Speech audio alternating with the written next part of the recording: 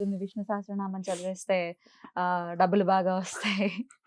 లలితని చదివితే ఇంకోటేదో బాగా వస్తుంది అలా అనటం. అయితే ఇప్పుడు హ్మ్. ఎవరు పని చేయరమ్మా. హ్మ్. అది అబద్ధం అది. హ్మ్. ఇప్పుడు విష్ణు సహస్రనామం చదివేస్తే డబ్బులు బాగా వస్తాయనంటే ఇంక వాడికి ఇంక పనే ఉంటుంది. హ్మ్. ఇప్పుడు అందరూ పని మానేసి విష్ణు సహస్రనామంలో అందరూ నిష్ణాతులైపోరు.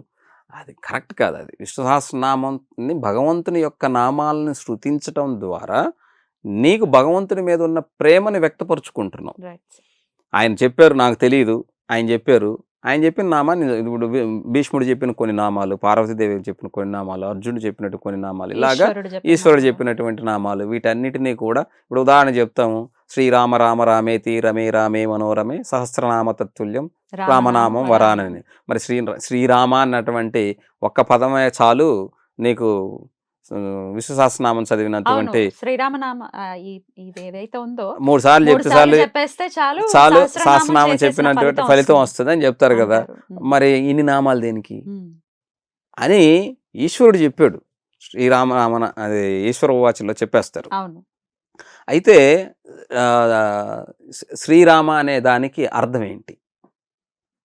ఎందుకంటే రామ అనేటువంటి పదానికి అంటే ఆ నామానికి ఒక చరిత్ర ఉన్నది. ఎట్లా అంటే ఇప్పుడు జ్యోతిష్య శాస్త్రం ప్రకారం రాముడు పునర్వసు నక్షత్రంలో పుట్టాడు అని చెప్తారు. అది 4వ పాదంలో కర్కాటక రాశిలో జన్మించాడు ఆయన అని చెప్తారు. మరి పునర్వసు నక్షత్రానికి సంబంధించినంత వరకు రా అనే అక్షరం రాదే. అది స్వాతి నక్షత్రంలో కదా వస్తది. మరి పునర్వసు నక్షత్రంలోకి వచ్చినప్పుడు ఎందుకు పెట్టాలి? అది హాతో కదా పేరు పెట్టాలి. మరి ఎందుకు పేరు పెట్టలేదు? దానికి వశిష్ఠుడు వాళ్ళ రాజగురువుగా ఉన్నప్పుడు, కులగురు. కులగురువుగా ఉన్నప్పుడు ఈయన పుట్టినప్పుడు దశరథ మహారాజు అడుగుతాడు. ఏమని అంటే, నా కొడుకు కన్నా కూడా, నా కొడుకు యొక్క గొప్ప గుణాల కన్నా కూడా అతని యొక్క పేరు ఎప్పటికి నిలిచి ఉండాలి హ్మ్. అని అడిగినప్పుడు ఆయన ఏం చేస్తాడంటే కొన్ని రోజులు ఆలోచించి అష్టాక్షరిలోని నారాయణ మంత్రంలోని రాని, రా. నమశివాయ పంచాక్షరిలోని మాని తీసుకొచ్చి రామ చేస్తాడు. ఆయన శ్రీరాముడు ఎప్పుడయ్యాడు అంటే సీతను సీతమ్మ. చేసుకున్నాక అయ్యాడు. శ్రీ అంటేనే లక్ష్మి. లక్ష్మిని. కాబట్టి ఆయన ఒట్టి రాముడే ముందు. తర్వాత ఆయన శ్రీరాముడు అయ్యాడు. కాబట్టి ఈ రామ అనేటువంటిది 2 మంత్రాల యొక్క కలయిక. ఇప్పుడు అష్టాక్షరిలో నుంచి రా తీసేసిన ఓం నమో నారాయణలో నుంచి రా తీసేసిన దానికి అర్థం లేదు. అవును. ఓం నమ శివాయలో నుంచి యా తీసేసి. మా తీసేసిన మా తీసేసి. నీకు నశివాయ అవుతుంది. అంటే శివుడు లేడని అయిపోద్ది. కాబట్టి ఈ రెండిటి యొక్క కలయిక వల్ల అగ్నితత్వం కలిగినటువంటి మంత్రంగా రా అనేటువంటిది. కాబట్టి అందులో ఉన్నటువంటి కొన్ని లక్షణాలు అందులో ఆ రామ అనేటువంటి పదానికి ఉన్నాయి కాబట్టి ఈ రెండిటిని కలయికని మనం 3 సార్లు చదవటం వల్ల విష్ణు సహస్రనామాన్ని చదివినటువంటి గొప్ప ఫలితాన్ని, అంటే సామాన్యుడికి కూడా నోరు తిరగనటువంటి వాడికి కూడా రామ అనేటువంటి ఒక తారక మంత్రాన్ని చెప్పటం ద్వారా నీకు విష్ణువుని చేరుకునేటువంటి గొప్ప స్థానాన్ని మరి వాల్మీకి ఇచ్చాడు కదా నారద మహర్షి. మరి రామాని పలకమంటే ఆయన మరా అన్నాడే కానీ రామ అనలేకపోయాడు కదా. ఆ రామ అనలేకపోయినా కూడా సరే దాన్నే కంటిన్యూగా పలుకు అంటే మరగా రామ వచ్చేస్తుంది. ఏ 2 పదాలని పలికితే అటు తిప్పి ఇటు తిప్పి పలికినా ఒకే అర్థం వస్తుంది. తగి అన్న గీత వస్తుంది.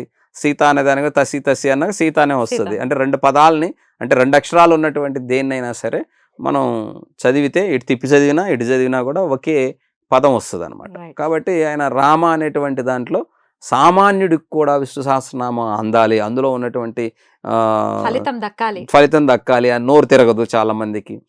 విద్వత్తు ఉన్నటువంటి వాళ్ళకే ఆ నోరు తిరుగుతుంది. మరి సామాన్యుడు ఏం చేయాలి అన్నప్పుడు భగవంతుడు మనకి అద్భుతంగా ఈశ్వరుడు శ్రీరామనామాన్ని చెప్పండి రా నాయన 3 సార్లు అడగంగా చెప్తాడు. ఈశ్వరుడు చెప్తాడు.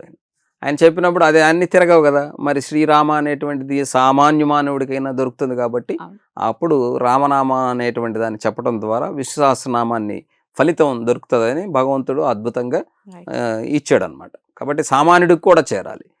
ఎందుకంటే ఈ విశ్వంలో ఉన్నటువంటి ప్రతి జీవానికి, ఇప్పుడు మిగతా జీవరాశులు ఉన్నాయి, మరి వాటికి నోరు తిరగదు. మరి భగవంతుని ఎలా సృష్టిస్తాయని వాటికి తెలియదు, మనకు తెలియదు. జ్ఞానం లేదని లేదు, ఉన్నది. ఇవి కూడా ఇప్పుడు మనం చాలా దిక్కులు చూస్తుంటాం.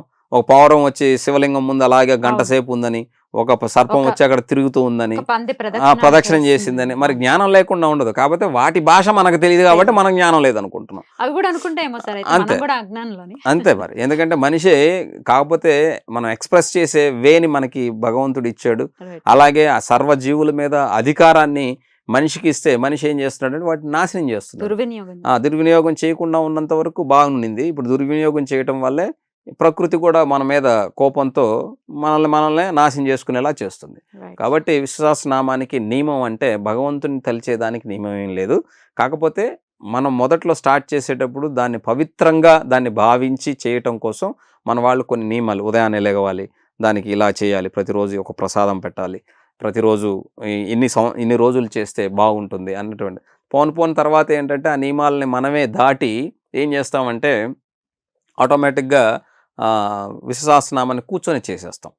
దీపం మనల్ని ఓన్ చేసుకుంటాం. ఇప్పుడు చిన్నప్పుడు పిల్లలు అందరం పెద్దగా చదువుతాం. పుస్తకం చదివేటప్పుడు చిన్నగా చదువుతుంటే చిన్నప్పుడు చిన్నగా చదువుతామంటారా, పెద్ద చదువురా అని బయటికి చదువురా అనేవాళ్ళు. కొన్ని రోజుల తర్వాత ఏరా లోపల చదువుకోవడం చేత కదా అని అడిగేవాళ్ళు. దాని అర్థం ఏమిటంటే ఫస్ట్ కాన్సన్ట్రేట్ చేయటం కోసం మనం లౌడ్గా, అంటే మన శబ్దం పక్కన వాళ్ళ శబ్దాలు మనకు వినిపించకుండా ఉండేందుకు లౌడ్గా చదవమని చెప్పేవాళ్ళు. ఆ తర్వాత అది మనకు అలవాటు అయిపోయిన తర్వాత మనం కొంచెం పెద్దవాళ్ళం అయిన తర్వాత బయట వాళ్ళు మాట్లాడినప్పటికీ కూడా అది ఎక్కించుకోకుండా లోపల చదువుకోమని చెప్పేవాళ్ళు. ఏ మంత్రమైనా విద్య అయినా ఏదైనా అందుకే అక్షర స్వరూపం మంత్రం. మంత్రాలంటే ఎక్కడి నుంచో ఓడిపడలేదు. ప్రతి అక్షర స్వరూపం, బీజాక్షరాలు అంటారు. అందుకని అక్షర స్వరూపం మంత్రం. అలాగే మనకు ఉండేటువంటి మంత్రం, తంత్రం, యంత్రం అని 3 ఉంటాయి. మంత్రం, తంత్రం, యంత్రం. ఈ అక్షర స్వరూపాన్ని ఆలోచించి ఒక వస్తు స్వరూపం చేయటమే యంత్రం. మంత్రం అంటే ఒక ఇండెక్స్, దాన్ని చదివి అర్థం చేసుకోవటం తంత్రం. దాన్ని అర్థం చేసుకున్న దాన్ని వర్క్ చేయించేదానికి ఒక రూపకల్పన చేయటం యంత్రం. మరి మంత్రం ఉంది, తంత్రం ఉంది, యంత్రం ఉంది. ఒట్టి యంత్రమే కదా ఉంది, బ్రెయిన్ 2 లేవు, అబద్ధం అంటే ఇది అబద్ధం. ఇండెక్స్ ఉంది అంటే ఒక పుస్తకానికి ఒక సెల్ ఫోన్ని తయారు చేసిన విధానం అందులో ఒకటి రాస్తాడు, ఎలా ఓపెన్ చేసుకోవాలి రాస్తాడు, మనకు ఒక ఇండెక్స్ ఇస్తాడు. దాన్ని చదివి అర్థం చేసుకోవటాన్ని తంత్రం అంటాం. ఆ చదివి అర్థం చేసుకున్న దాన్ని దీన్ని మనం పని చేసేలా చేసుకోవటం యంత్రం పని చేస్తుంది. కాబట్టి 3 ఉంటాయి అన్నమాట. Right sir. సో అలాగే ఇప్పుడిప్పుడే నేర్చుకునే వాళ్ళు కొంచెం తప్పులు పోతూ ఉంటాయి. సో దాన్ని ఎలా తీసుకోవాలి సార్? ఏమైనా దుష్ఫలితాలు వస్తాయా తప్పులు పోతే అనే అనుమానం కూడా ఉంటుంది, భయపడుతూ ఉంటారు. ఇప్పుడు చాలా వాటిగా మనం ఒకటి చెప్తానండి. ఒక అందుకే చెప్పేది, ఎందుకంటే అందుకే సిగ్గుతో మన వాళ్ళు ఏం చేస్తారంటే లోపల చదువుకోవటం మొదలెడతారు, తప్పులు పోతాయని.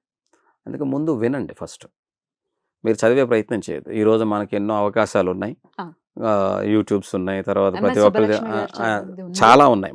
మనకి భగవంతుని దయ వల్ల మనం టెక్నాలజీ యుగంలో పుట్టాం కాబట్టి మనం ప్రతి చదువు రాని వాడికి కూడా యూట్యూబ్ ఎలా ఆపరేట్ చేయాలో బాగా తెలుసు, ఫేస్ టైం ఎలా చేయాలో తెలుసు, అలాగే వాట్సాప్ ఎలా చేయాలో తెలుసు, అన్నీ బాగా తెలుసు చదువు రానటువంటి వాళ్ళకి కూడా.